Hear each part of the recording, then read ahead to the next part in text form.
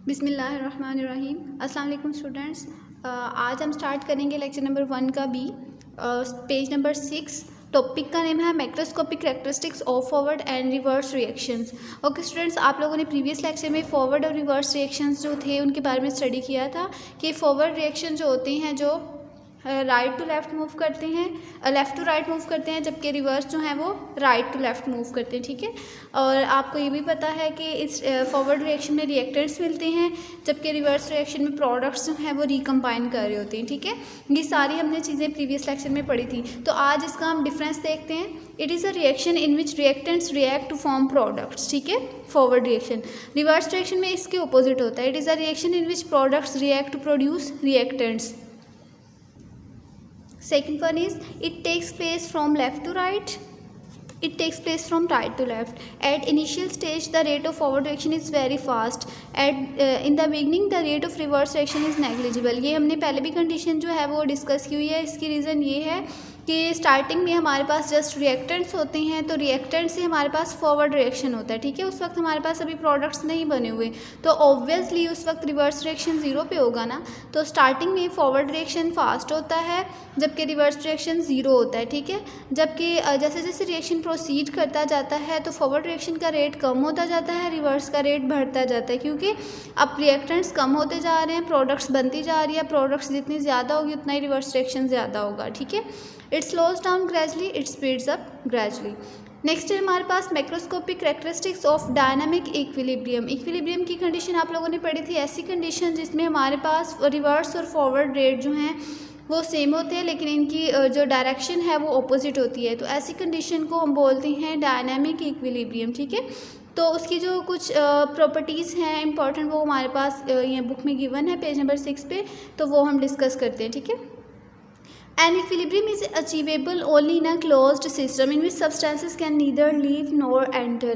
अच्छा, इसमें हमने पहले भी ये बात की हुई थी, जैसे आप लोगों ने कैल्शियम कार्बोनेट की एग्जांपल की थी, तो हमने बोला कि क्लोज्ड सिस्टम लेंगे या हाइड्रोजन आयोडाइड की। उसकी रीज़न ये है कि रिएक्शन में जब हमारे पास प्रोडक्ट बनती हैं, अगर तो सिस्टम ओपन होगा तो वो, अगर वोलेटाइल प्रोडक्ट्स बनेंगी तो वो वेपराइज हो जाएंगी। तो अगर चीज़ें वेपराइज हो रही हैं, यानी हमारे पास प्रोडक्ट वेपराइज हो रही है, तो आपको पता है इन रिटर्न हमारे पास जब रिवर्स रिएक्शन होगा तो दोबारा से वही चीज़ें नहीं बन पाएंगी। ठीक है, eight equilibrium state a reaction does not stop, forward and reverse reactions keep on taking place at the same rate but in opposite direction. ये भी हमने पहले बात की है कि इक्विलिब्रियम स्टेट पे क्या होता है, फॉरवर्ड और रिवर्स रिएक्शन जो है वो सेम रेट पे जो है वो प्रोसीड कर रहे होते हैं, लेकिन उनकी डायरेक्शन क्या होती है, ऑपोजिट होती है। ठीक है, eight equilibrium state the amount of reactants, amount जो है उसको कंसंट्रेशन बोलेंगे। ठीक है, amount of reactants and products do not change, even physical properties like colour density remain the same. ये भी हम पहले बात कर चुके हैं कि जब हमारे पास इक्विलिब्रियम स्टेट आती है तो 50% प्रोडक्ट्स और 50% रिएक्टेंट्स होते हैं। ठीक है, उनकी कंसंट्रेशन जो है वो चेंज नहीं होती, इवन कि उनकी फिजिकल प्रॉपर्टीज़ जिसमें melting point, boiling point, colour density सब जो है वो डिस्कस करते हैं, वो सब भी सेम रहता है। ठीक है, An equilibrium state is attainable from either way, starting from reactants or from products. ठीक है, इक्विलिब्रियम स्टेट हम कहीं से भी स्टडी कर सकते हैं, या हम रिवर्स रिएक्शन से भी स्टडी कर सकते हैं, या हम फॉरवर्ड रिएक्शन को भी स्टडी करके देख सकते हैं। ठीक है, यानी रिएक्टेंट से भी और प्रोडक्ट से भी। An equilibrium state can be disturbed and again achieved under the given conditions of concentration, pressure and temperature. Okay students, इसमें ये बात बोली गई है कि अगर हम इक्विलिब्रियम स्टेट जो है उसको चेंज करना चाहते हैं तो उसमें हमने क्या करना है, उसको डिस्टर्ब करने के लिए या हम टेम्परेचर बढ़ा देंगे, या उसका प्रेशर बढ़ा देंगे, या प्रोडक्ट्स में ज़्यादा कर दूंगी एक साइड पे, तो ऑब्वियसली रिएक्टेंट्स कम हो जाएंगे। ठीक है, तो इस तरह चीज़ों को कम या ज़्यादा करने से क्या होगा, इक्विलिब्रियम डिस्टर्ब हो जाएगी, क्योंकि इक्विलिब्रियम का मतलब भी बैलेंस था ना, यानी दोनों साइड पे इक्वल इक्वल जा रहे हैं। तो जब मैं रेट ऑफ रिएक्शन जो है उसको चेंज करने के लिए कंसनट्रेशन को चेंज कर दूँगी, या टेम्परेचर बढ़ा दूँगी, या कम कर दूँगी, या प्रेशर को चेंज करूँगी, तो उससे हमारी इक्विलिब्रियम डिस्टर्ब हो जाएगी। ओके स्टूडेंट्स, नेक्स्ट हम स्टडी करेंगे law of mass action. Law of mass action जो है, जैसे इस टर्म को हम देखते हैं, लॉ का मतलब है यानी कोई ऐसी चीज़, ऐसी स्टेटमेंट जिसको कोई चेंज नहीं कर सकता, ठीक है, पूरी दुनिया में उसको जो है वो फॉलो किया जाता है, उसको बोलते हैं लॉ। अब मैस एक्शन का क्या मतलब है, यानी केमिकल टर्म में हम क्या बोलेंगे कि कोई ऐसी चीज़ है, कंसंट्रेशंस, मैस यानी हमारे पास जो है वो कोई भी चीज़, उसकी अमाउंट जो है, ठीक है, उस वक्त वो कितनी रिएक्टिव है, एक्शन में है, ठीक है, तो उसके बारे में, यानी कोई भी चीज़ किसी भी वक्त कितनी एक्टिव होती है, एक्टिव फॉर्म में होती है, उसके लिए एक लॉ पेश किया गया था। यानी एक केमिकल रिएक्शन के दौरान हमारे पास प्रोडक्ट्स या रिएक्टेंट्स किस तरह रिएक्ट करते हैं, उनकी रिएक्शन की जो है वो स्पीड या रेट जो है वो किस तरह हम स्टडी करते हैं, उसके बारे में एक लॉ पेश किया गया जिसको बोलते हैं लॉ ऑफ मैस एक्शन, ठीक है। और ये प्रेजेंट किसने किया, गुलबर्ग और वैक ने, ये दोनों ने मिलकर पेश किया था। और कब पेश किया था, 1869 में, ठीक है। एक्चुअल में लॉ ऑफ मैस एक्शन है क्या, the rate at which a substance reacts is directly proportional to its active mass and the rate of reaction is directly proportional to the product of active masses of the reacting substances। अच्छा, इसमें हमारे पास जो बात बोली गई है, actual में इस डेफिनेशन का मतलब ये है कि कोई भी सब्सटेंस जो रिएक्शन कर रही है, ठीक है, उस रिएक्शन का रेट जो है वो डिपेंड करता है उसके एक्टिव मैसेस पे। यानी अगर मैं बोलती हूँ कि ए और बी जो है हमारे पास रिएक्टेंट हैं, तो इनका रिएक्शन जो है वो फॉरवर्ड रिएक्शन होगा ना, तो हमें प्रोडक्ट मिलेगी CND। अब मैं इस टर्म को समझाने के लिए बोल रही हूँ कि हमारे पास ए और बी जो हैं वो रिएक्शन कर रहे हैं और बना रहे हैं C और D। C और D तभी हमारे पास मिलेंगे जब क्या होगा, ए और बी प्रॉपरली जो है वो एक्टिव होंगे रिएक्शन के लिए, ठीक है। एक्चुअल में ये ए और बी हमारे पास जो है वो एक्टिव मैस के तौर पे रिएक्ट करेंगे। एक्टिव मैस को शो करने के लिए हम स्क्वायर ब्रैकेट शो करते हैं, जैसे ये A square bracket B C D, ठीक है। तो यहाँ तो सिंपल हमने रिएक्शन लिखा हुआ है ना, तो सिंपली मैं आपको ये बताना चाह रही हूँ कि एक्टिव मैस पे डिपेंड करता है किसी भी रिएक्शन का रेट। अगर तो एक्टिव मैस ज़्यादा होगा तो रिएक्शन का रेट ज़्यादा होगा, यानी फास्ट होगा। अगर तो एक्टिव मैस का रेट जो है वो स्लो होगा, एक्टिव मैस की अमाउंट या कंसंट्रेशन कम होगी तो रिएक्शन की स्पीड कम होगी, ठीक है। इसमें दूसरी बात ये बोली गई है, and the rate of reaction is directly proportional to the product of active mass of the reacting substances, ठीक है। पहले हमने बात की कि किसी भी रिएक्शन का रेट जो है वो डिपेंड करता है एक्टिव मैस पे, ठीक है, कि रिएक्शन डायरेक्टली प्रोपोर्शनल है ना उसका, कि जितना एक्टिव मैस ज़्यादा होगा उतना ही रेट ऑफ रिएक्शन ज़्यादा होगा। एक्चुअल में इस डेफिनेशन में एक रेट ऑफ रिएक्शन की बात की गई है और दूसरा प्रोडक्ट की, ठीक है। तो रेट ऑफ रिएक्शन हमने बात की कि एक्टिव मैस जो होगा, यानी जो हमारे पास चीज़ें रिएक्ट कर रही होंगी, जितनी उनकी कंसंट्रेशन ज़्यादा होगी उतना ही हमारे पास क्या होगा, रेट ऑफ रिएक्शन ज़्यादा होगा। यानी rate of reaction is directly proportional to active masses, ठीक है। दूसरी बात इसमें ये बोली गई है कि अगर हम प्रोडक्ट की बात करें तो प्रोडक्ट की कंसंट्रेशन क्या होगी, एक्चुअल में जो रिएक्टिंग सब्सटेंसेस है उनकी एक्टिव मैसेस पे डिपेंड कर रही होगी, ठीक है। यानी एक्टिव मैस लाइक ये ए और बी जो है मिलके C और D बनाएंगे ना। अब ए और बी जो है वो फॉरवर्ड रिएक्शन की एक्टिव मैसेज है, तो फॉरवर्ड रिएक्शन का रेट जो है वो डिपेंड करेगा ए और बी के एक्टिव मैस पे। इसी तरह प्रोडक्ट भी डिपेंड करेगी इनकी प्रोडक्ट के, यानी A इंटू बी, ठीक है। A into B is equal to C into D। तो ये डिपेंड करता है किसी भी रिएक्शन का रेट उसकी एक्टिव मैसेस पे, जबकि उसकी प्रोडक्ट जो है वो किस पे डिपेंड कर रही होती है, active mass of reacting substances, यानी कि ए और बी पे ही डिपेंड करेंगे। ये सारी बातें हम करें फॉरवर्ड रिएक्शन के लिए, और फॉरवर्ड रिएक्शन में हमारे पास जो रिएक्टेंट्स हैं वो ए और बी हैं, इसीलिए हम बार बार ए और बी को डिस्कस करें, ठीक है। अच्छा, अब फॉर एग्जांपल मैं ये बोलती हूँ कि मोलर कंसंट्रेशन में, यानी कि ये एक्टिव मैस स्क्वायर ब्रैकेट में A है, स्क्वायर ब्रैकेट में B, फिर C एंड D, ये जो है ये मोलर कंसंट्रेशन है A, B, C and D के, ये ऊपर वाले रिएक्शन के। एक्चुअल में ये हमने सिंपल रिवर्सिबल रिएक्शन लिखा हुआ है ताकि हम लॉ ऑफ मैस एक्शन जो है वो अप्लाई कर सकें, ठीक है।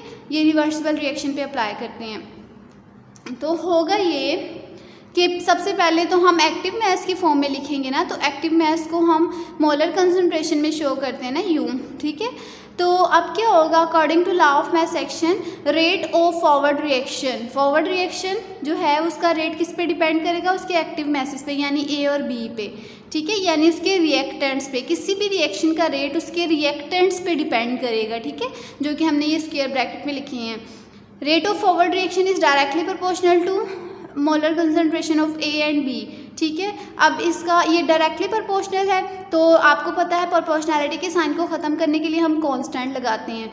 रेट ऑफ फॉरवर्ड रिएक्शन को हम यूँ भी लिख सकते हैं R और स्मॉल f, ठीक है, इज इक्वल टू प्रोपोर्शनैलिटी को ख़त्म किया तो हमारे पास कांस्टेंट आ गया, कांस्टेंट है KF, ठीक है। ये specific rate constant of forward reaction है, और साथ A और B यूँ ही नीचे आ गए। इसी तरह हम रिवर्स रिएक्शन के लिए करेंगे, rate of reverse reaction is directly proportional to, अब रिवर्स रिएक्शन के रिएक्टेंट्स कौन से हैं, C इंटू डी। इसका मतलब रिवर्स रिएक्शन का जो रेट है वो किस पे डिपेंड कर रहा है, C इंटू डी पे। सेम इसी तरह हम रेट ऑफ रिवर्स रिएक्शन की जगह R स्मॉल r भी लिख सकते हैं, प्रोपोर्शनैलिटी के साइन को ख़त्म किया, इज इक्वल टू आया, साथ लिखेंगे KR, ये हमारे पास specific rate constant of reverse reaction है, साथ C इंटू डी वैसे ही आ जाएंगे। अब जैसे हमने पहले भी बात की कि रिवर्सिबल रिएक्शन में फॉरवर्ड रिएक्शन भी होता है, रिवर्स रिएक्शन भी होता है, और एक कंडीशन आती है जिसको हम बोलते हैं इक्विलिब्रियम। तो इक्विलिब्रियम में क्या होगा, इक्विलिब्रियम स्टेट पे एट इक्विलिब्रियम स्टेट में जैसे हमने डायनामिक इक्विलिब्रियम भी मैंने आपको बताया था कि उसमें rate of forward and rate of reverse reaction जो है वो सेम हो जाते हैं, जबकि उनकी डायरेक्शन ऑपोजिट हो जाती है। तो यहाँ पे भी वही लिखेंगे, at equilibrium state rate of forward reaction is equal to rate of reverse reaction. इसको सिंपली यूँ भी लिख सकते हैं, RF at equilibrium state RF is equal to RR, ठीक है। ये सिंपली इस तरह भी लिख सकते हो, या ऊपर वाली जो दोनों चीज़ों में से कोई सी एक जो है आप लिख सकते हैं, या दोनों भी लिख सकते हैं, ठीक है। अब rate of forward reaction is equal to rate of reverse reaction, नीचे हमने इनको इस तरह लिख दिया है इस टर्म में। अब क्या करेंगे, RF यानी रेट ऑफ फॉरवर्ड रिएक्शन, इसकी वैल्यू लिखेंगे, वो क्या थी, KF A इंटू B, वो लिख दी। अब रेट ऑफ रिवर्स रिएक्शन, उसकी वैल्यू हमारे पास क्या थी, KRC इंटू डी, लिख दिया KRC इंटू डी, ठीक है। अब क्या करेंगे, कॉन्स्टेंट्स को जो कि specific rate constant of forward reaction and reverse reaction है, इनको एक साइड पे कर लेंगे, जबकि हमारे पास जो वैल्यूज़ हैं ये एक्टिव मैसेज हैं, इनको एक साइड पे कर लेंगे, ठीक है, वेरिएबल्स। अब क्या होगा, C और D, ये KR यहाँ मल्टीप्लाई हो रहा है, वहाँ जाके KF के साथ डिवाइड हो जाएगा, ये A इंटू B यहाँ पे मल्टीप्लाई हो रहा है, C इंटू D के साथ डिवाइड हो जाएगा, ठीक है। इसका मतलब हमारे पास प्रोडक्ट ऊपर आएगी और रिएक्टेंट नीचे आएंगे, ठीक है। अब क्या है, हमारे पास एक और नया कांस्टेंट आता है जिसको हम बोलते हैं इक्विलिब्रियम कांस्टेंट, KC, ठीक है। KC जो होता है वो इक्वल टू होता है KF ओवर KR के, इसके इक्वल, ठीक है। तो अब हम क्या करेंगे, क्या हम इसकी जगह KC लिख सकते हैं, क्योंकि ये एक नया कांस्टेंट आ रहा है, तो अब इसकी जगह हम लिखेंगे KC which is equal to C into D over A into B। तो इससे हमें पता चला कि इक्विलिब्रियम कांस्टेंट जो है वो डायरेक्टली प्रोपोर्शनल है किसके, एक्टिव मैसेज ऑफ प्रोडक्ट्स के and reverse and inversely proportional to reactants के, ठीक है। यहाँ पे एक्चुअल में हमारे पास फॉरवर्ड और रिवर्स रिएक्शन की टर्म में हम अगर बात करें तो, ठीक है, तो सिंपली अगर बात करें तो, लेकिन यहाँ पे सिंपली अगर दूसरी तरफ देखा जाए तो रेट ऑफ रिवर्स रिएक्शन जो है वो डिपेंड करता है किस पे, C इंटू डी पे, जबकि rate of forward reaction depend करता है A इंटू बी पे। तो यहाँ पे हमारी डेरिवेशन कंप्लीट हो गई। ये जो है लॉन्ग क्वेश्चन में आपको मोस्टली आती है ये वाली भी, और इससे पहले जो हमने microscopic characteristics of dynamic equilibrium पढ़ी थी वो भी लॉन्ग के लिए इंपॉर्टेंट है, और उससे ऊपर जो आप लोगों ने टेबल पढ़ा था फॉरवर्ड और रिवर्स रिएक्शन का डिफरेंस जो था वो आप लोगों को शॉर्ट में आता है। तो ये पूरा टॉपिक जो है वो अच्छे से याद करना है। ओके, नेक्स्ट हम करते हैं derivation of the expression for equilibrium constant for general reaction. Actual में आपको ABCD की फॉर्म में तो रिएक्शन नहीं ना आएगा, मीन्स टू से कि आपको जो है वो रिएक्शन में कुछ वैल्यूज़ जो उसको बैलेंस करने के लिए आपको वैल्यूज़ दी जाती हैं। जैसे कि यहाँ मैं आपको एग्जांपल दिखा रही हूँ, hydrogen plus iodine gives us 2 moles of hydrogen iodide. तो यहाँ हम मोल्स यानी इसको बैलेंस करते हैं, नंबर ऑफ मोल्स जो हैं वो चेंज हो रहे होते हैं ना।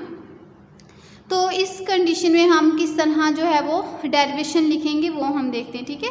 ये एक्चुअल में नंबर ऑफ़ मोल्स ही हैं, A B small B small C and D, ये हमारे पास नंबर ऑफ़ मोल्स ही हैं, ठीक है। जबकि ए बी रिएक्टेंट्स हैं, सी डी उसके प्रोडक्ट्स हैं, ठीक है। तो सेम वही चीज़ आएगी हमारे पास, जो है ए बी सी डी जो है वो हमारे पास स्क्वायर ब्रैकेट में इनके मोलर कंसंट्रेशंस हैं, जबकि small A B C and D जो है वो नंबर ऑफ़ मोल्स को शो कर रहे हैं, ठीक है। तो सेम वही applying law of mass action, the rate of forward reaction is directly proportional to A into B, साथ इनके नंबर ऑफ़ मोल्स जो हैं वो ऊपर लिखेंगे इस तरह, ठीक है, राइट टॉप कॉर्नर पे। इसी तरह सेम वही मेथडोलॉजी आएगी, रेट ऑफ फॉरवर्ड रिएक्शन की जगह हम आर एफ लिखेंगे इज़ इक्वल टू प्रोपोर्शनैलिटी का साइन ख़त्म किया और लगाएंगे के एफ, जो कि rate constant of forward reaction है।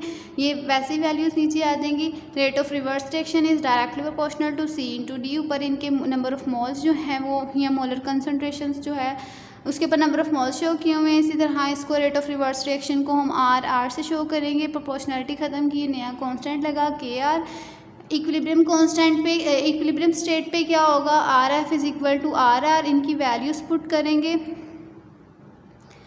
आर एफ की वैल्यू ये है हमारे पास और आर आर की वैल्यू ये है, ठीक है। इनको हमने लिखा, उसके बाद क्या होगा, कांस्टेंट्स एक साइड पे हो जाएंगे, के आर यहाँ मल्टीप्लाई हो रहा है वहाँ जाके डिवाइड हो जाएगा, ए बी यहाँ मल्टीप्लाई हो रहा है वहाँ जाके डिवाइड हो जाएगा, ठीक है।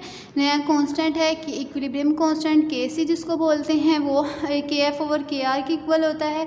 तो के एफ ओवर के आर की जगह हम के सी लिखेंगे which is equal to C C into D over A over B B, ठीक है। ये सिंपल, यहाँ पे हमारा ये ख़त्म हो रहा है। और ये जो है नेक्स्ट एग्जांपल है, ये आप लोग खुद कीजिएगा, ठीक है। सेम यही आप लोगों ने सब अप्लाई करना है। पहले लिखना है रेट ऑफ फॉरवर्ड रिएक्शन किसके इक्वल होगा, फिर रेट ऑफ रिवर्स रिएक्शन, ये सारा कुछ, ठीक है। ये लिखने के बाद आपकी के सी की वैल्यू जो आएगी वहाँ पर आपकी रिएक्शन जो है वो ख़त्म हो जाएगा, ठीक है। नेक्स्ट हम कुछ एग्जाम्पल्स करते हैं। ओके स्टूडेंट्स, चलिए फर्स्ट एग्जाम्पल देखते हैं। नाइट्रोजन और ऑक्सीजन जो है वो कंबाइन करती हैं तो बनती है नाइट्रोजन ऑक्साइड, ठीक है। इसके 2 मोल्स हमारे पास हैं। सेम वही हमने इस पे अप्लाई करना है law of mass action, rate of forward reaction is directly proportional to N2 into O2। इसको फिर प्रोपोर्शनैलिटी के साइन को ख़त्म किया, के एफ लगाया, ये वैल्यूज़ वैसे नीचे आ गई। इसी तरह हम लिखेंगे rate of reverse reaction is directly proportional to NO, और ये जो 2 है नंबर ऑफ़ मोल्स, हमेशा जो अब आपकी ये जो सिंबल्स होते हैं उनकी लेफ़्ट साइड पे जो होगा यहाँ पे, ठीक है, वो आप लोगों ने इस तरह पावर्स में लिखना है, ठीक है।